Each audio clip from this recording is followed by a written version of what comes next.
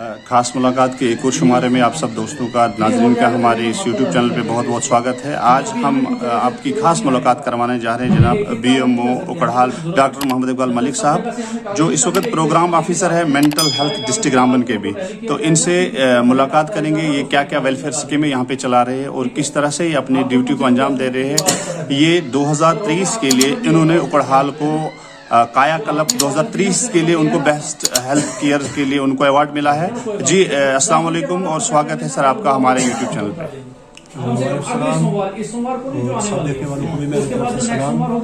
Sir हमें ये बताएंगे आज जो ट्रेनिंग यहाँ पे हुई है ड्रग एडिक्शन के बारे में। देखिए, जो हमारे स्टेट में और हमारे डिस्ट्रिक्ट में जो ड्रग एडिक्शन की वजह है ये बहुत ज़्यादा बढ़ गई है।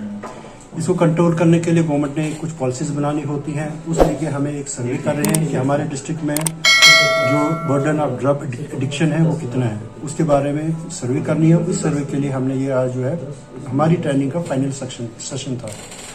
बाकी जो बैचेज हैं हमने उनको ट्रेनिंग करवा दी। आज हमारी लास्ट सेशन था और अब ये हमारी सारी टीम जाके जो है ये देखेगी कि हमारे अपने अपने एरियाज में कितने ड्रग एडिक्ट्स हैं, उनकी लिस्ट देगी और वो हम गवर्नमेंट को फॉरवर्ड करेंगे और अकॉर्डिंगली इसके लिए गवर्नमेंट पॉलिसी बनाएगी। सर हम तो ये बताएंगे कि जितनी भी नशे की चीज़ें हैं वो सारी एडिक्शन में आती हैं, यूज़ में आती हैं। उसमें जैसे लोग समझते हैं ड्रग सिर्फ अफीम होती है या हीरोइन होती है या ब्राउन शुगर होता है, नहीं। जितनी चीज़ें हमारे दिमाग पे इफेक्ट डालती हैं, असर करती हैं, वो सब ड्रग्स में आती हैं। उसमें जैसे टोबैको आ गया, अल्कोहल आ गया, ओपीएम आ गया, ओपिएट्स प्रोडक्ट्स आ गए, भंग आ गई, चरस आ गई, मारिजुना जिसको हम बोलते हैं, देन हेलुसिनोजन जिसमें LSD आ गया, प्रिस्क्रिप्शन ड्रग्स आ गए। तो कोई भी चीज़ जो हमारे बिहेवियर को, हमारी थॉट को, हमारी इमोशंस पे इफेक्ट डालती है उसको हम साइकोट्रोपिक ड्रग कहते हैं और ये सारी ड्रग अब्यूज़ या ड्रग एडिक्शन में आती है। इसमें कंट्रोल के लिए हमारा 2-3 चीज़ें होती हैं। एक तो हमारी प्राइमरी प्रिवेंशन होती है। प्राइमरी प्रिवेंशन में तो हम ये चाहते हैं कि लोग जो हैं इसमें मुलवसी ना हो, तो उसके लिए हम अवेयरनेस देते हैं। डिफरेंट लेवल पे अवेयरनेस होती है, फैमिली लेवल पे, स्कूल लेवल पे और इवन जो यूथ्स हैं कम्युनिटी में वहाँ पे, ताकि लोग जो है इस चीज़ में ना मुलवस हो जाए, जो भी इसके रिस्क फैक्टर्स हैं उनसे बचा जाए। तो ये एक हमारी प्राइमरी लेवल की होती है प्रिवेंशन। और अगर किसी दूसरे को थोड़ा इसकी हैबिट लग गई तो ट्रीटेबल है, तो हम अपनी लेवल पे यानी सेकेंडरी लेवल जिसको हम बोलते हैं, हम यहाँ पे ट्रीट कर देते हैं उनको। और कोई ज़्यादा ही एडिक्ट होगा जो नहीं होगा हमारे लेवल पे, तो हम उसको आगे रेफर करते हैं जिसको हम टर्शरी जो है केयर बोलते हैं। 3 तरह की हमारी प्रिवेंशन होती है। यूजुअली सर जो आपकी PHC है यहाँ पे उकड़हाल माशाल्लाह ये बहुत बड़ा एरिया है। तो किन किस्म के जो ड्रग्स यूथ आजकल जो इन्वॉल्व हुए हैं इसमें, जो आपके पास रिपोर्ट्स है, जो इनपुट्स जो आपको डिफरेंट इलाके से मिलती है? ड्रग एडिक्शन यूथ के लिए नहीं है, ड्रग एडिक्शन सबके लिए होती है। तो तकरीबन सारे ग्रुप में हर तरह की ड्रग्स का यूज होता है। टोबैको का भी होता है, अल्कोहल का भी होता है, मारिजुना यानी भंग चरस वगैरह का भी होता है, और अफीम का भी होता है, भुक्की का भी होता है। तकरीबन हर तरह की नशे जो है यहाँ पे लोग करके आते हैं। सर जो आपने जो अभी ट्रेनिंग प्रोग्राम दी, तो इससे एक यूथ को के लिए क्या मैसेज रहेगा आपका सर?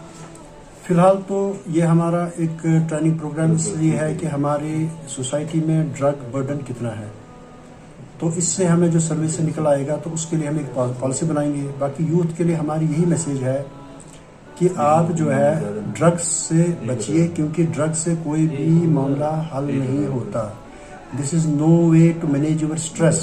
आपको स्ट्रेस मैनेजमेंट जो है कोपिंग मैकेनिज्म सीखना है स्ट्रेस से बचने के लिए, और जितने भी इसके रिस्क फैक्टर्स हैं उनसे कैसे बचा जाए वो इन्होंने सीखना है। इसके रिस्क फैक्टर जैसे होते हैं, मिसाल तौर पे जेनेटिक होता है, जो माँ बाप जिन बच्चों के या जिन यूथ्स के या जिन लोगों के पेरेंट्स जो हैं वो ड्रग्स लेते हैं वो रिस्क फैक्टर्स होते हैं। देन पीर प्रेशर होता है, जो दोस्त यार होते हैं उनकी वजह से करते हैं, नॉवल्टी सीकिंग करते हैं, मॉडलिंग करते हैं, मॉडल किसी की इमिटेशन करते हैं, तो इस तरह स्ट्रेस से बचने के लिए करते हैं, एस्केप करने करते हैं। तो ये सारी चीज़ें जो हैं ये आपको फ़ायदा नहीं देंगी, बल्कि उल्टा जो है आप इसके गुलाम बन जाओगे, एडिक्ट बन जाओगे, और आप उसके बाद आपकी लाइफ में जो है उसकी क्वालिटी ऑफ लाइफ और प्रोडक्टिविटी ऑफ लाइफ दोनों इफेक्ट होगी और आप सोशली अनएक्सेप्टेबल हो जाते हो। तो इसलिए हमारी ये गुजारिश रहेगी तमाम यूथ से और अडल्ट से, सब लोगों से जो भी ड्रग्स का प्रयोग करते हैं वो इनसे अपने आप को जो है बचाएं और अगली जनरेशन की और बाकी सोसाइटी की फिक्र करें, क्योंकि इस वक्त हमारे लिए एक बड़े चिंता का विषय है, ये मैटर ऑफ कंसर्न है कि पहले जैसे हम कहते थे पंजाब में बहुत ज़्यादा ड्रग्स है, अब हमारे J&K में बहुत हो गई है और हमारे डिस्ट्रिक्ट रामबन में भी जो है बहुत सारी ड्रग्स का जो है ये मीनेस फैला हुआ है। तो इसे सब मिलके जब हम कोशिश करेंगे कोऑर्डिनेशन से तभी हल होगा, किसी एक डिपार्टमेंट से या एक ग्रुप से ये मसला हल नहीं होगा। हमारा डिपार्टमेंट हो गया, सोशल वेलफेयर डिपार्टमेंट होता है, लॉ डिपार्टमेंट होता है, जुडिशरी होती है, देन कम्युनिटी होती है खासकर, तो सारे जब मिलकर कोशिश करेंगे तो तब जो है हम इसको रिड्यूस कर सकते हैं। सर यूजुअली जो है सिगरेट और बीड़ी को जो है ड्रग्स की कैटेगरी में नहीं ली जाता, तो इसके भी बहुत मुज़िर असरात है। नहीं, ये जो सारी हैं ड्रग्स हैं, क्योंकि ड्रग एक पॉइजन होता है, एक टॉक्सिन होता है, ये जब हमारी ब्लड में जाता है तो ये हर जगह डैमेज करता है। मिसाल तौर पे जैसे सिगरेट है, तो सिगरेट जो है इसमें निकोटीन होता है, तो इससे बहुत सारी बीमारियां बढ़ जाती हैं, जैसे ये जो है मेटाबॉलिक सिंड्रोम हो जाता है, उससे हमारा स्ट्रोक हो जाता है, ब्रेन हेमरेज हो जाता है, देन आंखों में एम्ब्लियोपिया हो जाता है, देन माउथ कैंसर हो जाता है, टंग कैंसर हो जाता है, लंग कैंसर हो जाता है, पेप्टिक अल्सर होता है, हार्ट अटैक होता है, पेजेंट्स डिजीज होती है, जो है किडनी डिजीज होती है, लीवर कैंसर होते हैं। तो इस तरह के जो है जो ये ऊपर से लेके नीचे तक हर सिस्टम को डैमेज कर देता है। जो प्रेग्नेंट वुमन होती है उनके बच्चे जो होते हैं अंडरवेट होते हैं, तो और मिसकैरेज हो जाती है, कम वेट होता है उनका। तो इसी तरह जैसे सिगरेट के, तो कहने का मतलब है ये सर से लेकर पाँव तक हर चीज़ को हिट कर देती है, चूंकि पॉइजन है। इसी तरह शराब का भी यही हाल है, शराब भी यही कर देती है, ऊपर से लेकर नीचे तक जो है सारे सिस्टम को हिट कर देती है। ये जो स्मोकिंग है सर या ड्रग एडिक्शन है, इसको छुटकारा कैसे पाया जा सकता है? अगर एक नस्वार लेता है बंदा या कोई सिगरेट पीता है तो उसको शुरुआत में क्या मेजर्स लेने होंगे ताकि वो आइंदा 1 साल या 10 महीने या 5 महीने के अंदर जो सिगरेट की लत से जो है बाज आ जाए? देखिए, इसके लिए तो पहले तो हम आउटडोर ट्रीटमेंट देते हैं। आउट पेशेंट ट्रीटमेंट का मतलब है कि वो हमारे पास आता है, हम उसको काउंसल करते हैं, समझाते हैं कि भाई इसको छोड़ दो, इससे ये नफा है, ये नुकसान है, इसको हम काउंसलिंग कहते हैं।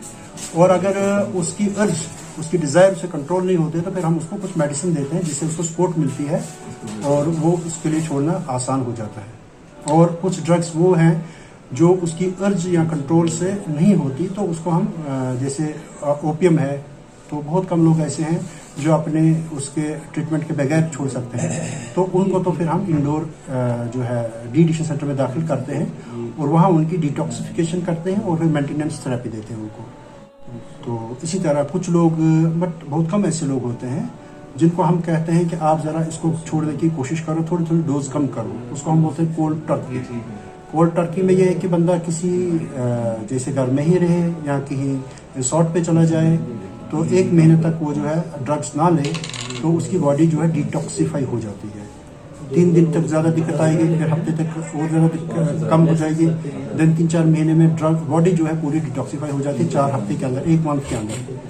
तो इस तरह भी सोच सकते हैं, लेकिन ऐसे लोग जो ऐसा कर पाए उनकी जो है परसेंटेज ऑफ सक्सेस बहुत कम है। ज़्यादातर उनको हमें सपोर्ट देनी होती है, और स्पेशली कुछ जैसे ओपियम या अल्कोहल है तो उनमें कुछ लोगों को हमने इंडोर डी एडिक्शन सेंटर में दाखिल भी करना पड़ता है, और फिर मेंटेनेंस भी रखनी पड़ती है, क्योंकि ये रिलैप्सिंग डिजीज है, क्रॉनिक रिलैप्सिंग डिजीज एडिक्शन होती है, तो दोबारा लत लग जाती है। तो हमें हौसला नहीं हारना है, अगर दोबारा भी पड़ गया तो दोबारा उसको ट्रीटमेंट शुरू करना है ताकि बंदा की लाइफ जो है वो ट्रैक पे आ जाए। सर घर में क्या कुछ किया जा सकता है? घर में कुछ एहतियाती तदाबीर हो सकती है? जी, सबसे ज़्यादा घर में ही इम्पोर्टेंट है, क्योंकि जो यूथ्स हैं या बड़े हैं, सबसे पहले बच्चे होते हैं और फैमिली में रहते होते हैं। तो फैमिली के अंदर सबसे इम्पोर्टेंट जो है, जो फैमिली एनवायरनमेंट है, वो सबसे ज़्यादा इम्पोर्टेंट होता है। फैमिली में अच्छा बॉन्ड होना चाहिए सबके बीच में, जो कम्युनिकेशन है वो अच्छी होनी चाहिए, जैसे बच्चों को डांटना, कोसना या उनको नेगलेक्ट करना, उनकी नीड्स को ना समझना, उनकी फीलिंग्स को ना समझना, बच्चों को टाइम ना देना, आपस में लड़ाई होना, मियाँ बीवी के जो फैमिली डिस्कॉर्ड इसको हम तो कहते हैं वो होना, डिवोर्स होना। तो इससे जो है जो बच्चे होते हैं वो आइसोलेट हो जाते हैं। आइसोलेट होने के बाद वो फिर दोस्त बाहर बनाते हैं, पीयर्स बनाते हैं, और उनके साथ मिलकर अंडर पीयर प्रेशर आके उस ग्रुप में, उस सोसाइटी में फिट होने के लिए उनको कहते हैं चलो जी आप ये ले लें। तो उनको लगता है कि अगर हम ये ना करेंगे तो हम इस ग्रुप में, इस सोसाइटी में फिट नहीं होंगे, तो इस तरह से वो ड्रग स्टार्ट करते हैं। और भी बड़े जितने भी फैक्टर्स होते हैं घर में, अगर घर वाले जो हैं, पेरेंट्स वगैरह जो हैं नशे का प्रयोग करते हैं, तो उनको भी इसमें एहतियाती तदाबीर बरतनी चाहिए, छोड़ देना चाहिए, क्योंकि बच्चों के रोल मॉडल्स जो होते हैं पहले पेरेंट्स ही होते हैं। पेरेंट्स होते हैं, टीचर्स होते हैं, फिर सोसाइटी में और फ्रेंड्स वगैरह होते हैं तो सबसे पहले रोल मॉडल्स जो होते हैं वो पेरेंट्स ही होते हैं। इसलिए पेरेंट्स को जो है अगर वो नशा करते हैं वो उससे बाज आ जाए और बच्चों के साथ जो है अच्छी तरह बिहेव करें, कम्युनिकेट अच्छी तरह करें, उनको इनकरेज करें, डिस्करेज ना करें, रिवार्ड दे दें, उनको पनिशमेंट ना दें। तो इस तरह के प्रयोग जो फैमिली से ही स्टार्ट होगा, जैसे हमने पहले अर्ज किया कि जितने हम कोऑर्डिनेट करेंगे तो तभी विद कोऑर्डिनेशन ये जो है प्रोग्राम सक्सेसफुल होगा। ये जो है। इसके अलावा सर कौन से ड्रग एडिक्शन के अलावा कौन से ऐसे प्रोग्राम्स हैं जो पब्लिक वेलफेयर के लिए यहाँ से चलाए जाते हैं? देखिए, पब्लिक वेलफेयर के लिए तो हमारे बहुत सारे प्रोग्राम होते हैं। बहुत तरह के प्रोग्राम जो हमारे हेल्थ सिस्टम आते हैं सारे होते हैं। प्राइमरी केयर के जो होते हैं, कंप्रहेंसिव प्राइमरी केयर जो है वो हम सारे प्रोग्राम्स देखते हैं उनको। तो इसी तरह हमारे जो आपने बात की दूसरे प्रोग्राम्स के बारे में, तो एक हमारा प्रोग्राम जो है बच्चों का वैक्सीन करते हैं और वैक्सीनेशन इसको बोलते हैं यूनिवर्सल इम्यूनाइजेशन, ठीक है जी, programme UIP universal immunisation programme जो है ये हमारे सबसे इम्पोर्टेंट होता है। इसलिए जो हमारे कुछ मेजर किलर डिजीज होते हैं बच्चों की, जिस वजह से बच्चे मर जाते हैं, तो उनसे वो बच जाते हैं। तो इसी बारे में हमारा एक अभी प्रोग्राम चल रहा है, इंद्रधनुष मिशन, इंद्रधनुष IMI जी, इंटेंसिव मिशन इंद्रधनुष। तो इसमें हमारे वो बच्चे जिनको कभी टीका लगा ही नहीं, या वो बच्चे जिनको टीका लगा और बीच में उन्होंने छोड़ दिया, उनको हम कवर करने जा रहे हैं। और हम इसमें लिस्ट तैयार कर रहे हैं। हमारे पास पंचायतें कितनी है, पहले पंचायतों की लिस्ट बन गई हमारी है। अब हम उनका हेड काउंट करते हैं कि कितने हमारे टोटल बच्चे जिनको वैक्सीन लगी है, कितने हमारे लेडीज हैं जिनको टीके लगते हैं, और इनमें कितने वो बच्चे हैं जिनको टीका लगा ही नहीं या लगा और बीच में छूट गया, और कितने लेडीज ऐसी हैं जिनको टीका लगा ही नहीं, प्रेग्नेंट लेडीज जो हैं, या जिनको टीका एक लगा दूसरा नहीं लगा। तो इन सब की हम लिस्ट बना रहे हैं और ये हम प्रोग्राम जल्दी करने वाले हैं। इसमें ये इंटेंसिफाइड मिशन इंद्रधनुष के लिए हम मेरी तरफ से पूरे आवाम को, पूरे स्टेक होल्डर्स को रिक्वेस्ट है, गुजारिश है कि वो बढ़ चढ़ के इसमें जो है हमारा साथ दें, ताउन दें। और अभी कुछ लोगों ने जैसे देखा कुछ देर पहले, बल्कि अभी भी मेरे ब्लॉक में जो है मीजल्स के बहुत सारे केसेस आ गए जी, और बहुत सारे लोग एडमिट हो गए, रामन में हो गए, कश्मीर में हो गए, जम्मू में हो गए। आखिर क्या वजह है कि ये इन लोगों को मीजल्स निकल गई? या तो फेलियर टू वैक्सीन होता है या वैक्सीन फेलियर होता है। तो अगर ये जो है वैक्सीन फेलियर होता तो पूरी दुनिया में होता, तो ऐसा नहीं है। लेकिन हमें हमारी जो इन्वेस्टिगेशन जो हमने किया, इवेल्युएशन से हमें ये पता चला फेलियर टू वैक्सीनेट होता है, कहीं न कहीं जगह पे लैप्स हो गया। वो एक कारण। हम ये नहीं कहते कि वैक्सीन लगने के बाद भी बीमारी हो सकती है, लेकिन ज़्यादा हम ये प्रिज्यूम करते हैं। प्रिज्यूम क्या करते हैं, हमने जो सर्वे की है उसमें ये लगा कि प्रॉपरली हमारी वैक्सीनेशन नहीं होती, और प्रॉपरली वैक्सीनेशन ना होने के कारण ये हमारे जो है मिजल्स केसेस बहुत ज़्यादा आए हैं और बहुत सारे बच्चे एडमिट हो गए हैं, सीरियस भी हो गए हैं। तो मेरी गुजारिश है तमाम पेरेंट्स से, तमाम जितने सोसाइटी के हमारे दानश्वरान हैं, टीचर्स से, सारे जितने भी हमारे सोसाइटी के जितने जो डिफरेंट सेक्टर्स होते हैं, उन तमाम सेक्टर से हमारी गुजारिश है कि हमारे इस मिशन इंद्रधनुष को कामयाब बनाने में हमारी जो है मदद करें। उसमें ये मदद करनी है कि जितनी भी जो बच्चे हैं 0 से 5 साल तक, उनको तमाम वैक्सीन लगे हैं या नहीं लगे। अगर किसी को नहीं लगा है, जो हमारे PRIs हैं, नंबरदार हैं, चौकीदार हैं, सोशल हैं, टीचर्स हैं, जो भी हैं, गांव के रहने वाले हैं, आम सिटीजन्स हैं, वो देखें तो हमारी वहाँ आशा होती है, उसको रिपोर्ट करें। हमारे ANM होती है, हमारे डॉक्टर्स होते हैं, उनको प्लीज़ रिपोर्ट करें। इसी तरह जिन बच्चों को टीका लगा था लेकिन बीच में छूट गया, उनको भी रिपोर्ट करें। और प्रेग्नेंट लेडीज जो टोटल है कितनी थी, उनको टीका लगा, और जिनको नहीं लगा वो भी रिपोर्ट करें हमारी आशा को और हमारी ANM को, हमारे डॉक्टर को, हमारे MLHP को। सर, ये जो टीकाकारी का मिशन होगा, ये उतना ही कारगर होगा या इसको नए तरीके से जो कोर्स चलाना पड़ेगा? अगर किसी बच्चे को 0 से लगा ही नहीं है, तो अगर आप नए तरीके से यहाँ पे जो टीकाकारी का मुहिम होगा, क्या वो कारगर होगा? जी, वो बिल्कुल हम उसी तरह करें। हमारे 3 राउंड्स होंगे और हर राउंड में वैक्सीनेशन वैसी होगी जिस तरह हम रूटीन यूनिवर्सल इम्यूनाइजेशन प्रोग्राम के तहत करते हैं, ताकि हमारा कोई भी बच्चा किसी भी टीके से जो है महरूम ना रहे। इनको सर क्या रजिस्टर कराना होगा या आपकी जो आशा? रजिस्ट्रेशन वही मैंने अर्ज किया, हमारी जो आशा है वो उनकी लिस्ट बनाएगी और हमारी ANM उसको जो है वैलिडेट करेगी। तो उसके बाद फिर हम एक ऑनलाइन इसको चढ़ा देते हैं, यूएन ऐप होगा, उस पर सारी रजिस्ट्रेशन ऑनलाइन ही होगी। सेल्फ रजिस्ट्रेशन भी कर सकते हैं और ये जो हमारे एम्प्लॉयज हैं वो भी करेंगे इसको रजिस्टर।